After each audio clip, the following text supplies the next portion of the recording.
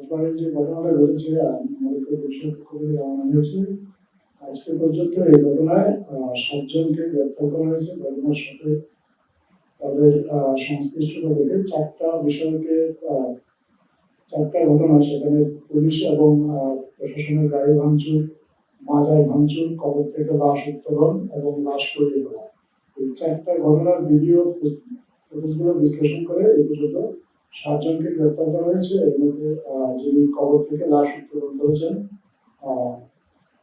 নাম হচ্ছে কাজী আরিফ, কাজী অপু, তাকেও গ্রেপ্তার করা হয়েছে। এছাড়াও এই 7 জনের মধ্যে অন্তত 2 জন রয়েছেন যারা স্থানীয় আওয়ামী লীগ রাজনীতির সাথে সম্পৃক্ত।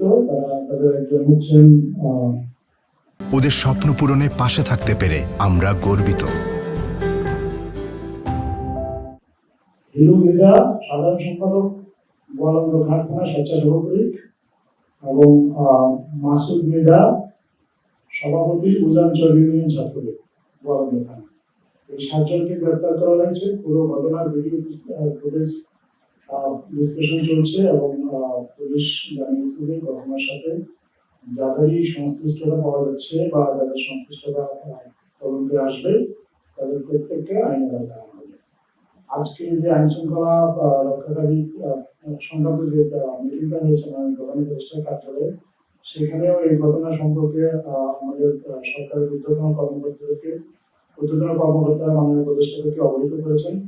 তারা জানিয়েছেন যে এই ঘটনার পূর্বে স্থানীয় ইমান ও আকিদা কমিটি তারা জেলা প্রশাসনের সাথে দফা এবং স্থানীয় জেলা প্রশাসনের সাথে বেশ কয়েক দফা সভা করেছিলেন এবং সভা করে তারা শান্তিপূর্ণ বিক্ষোভের অনুমতি দিয়েছিলেন, কিন্তু পরবর্তীতে তারা উচ্ছৃঙ্খল হয়ে উঠেছিলেন। তারা তাদের কথা রাখেননি এবং এই বিষয়ে তাদের এই কারো কোনো সংশ্লিষ্টতা আছে কিনা পুরো ঘটনায় সেটাও খতিয়ে দেখা হচ্ছে।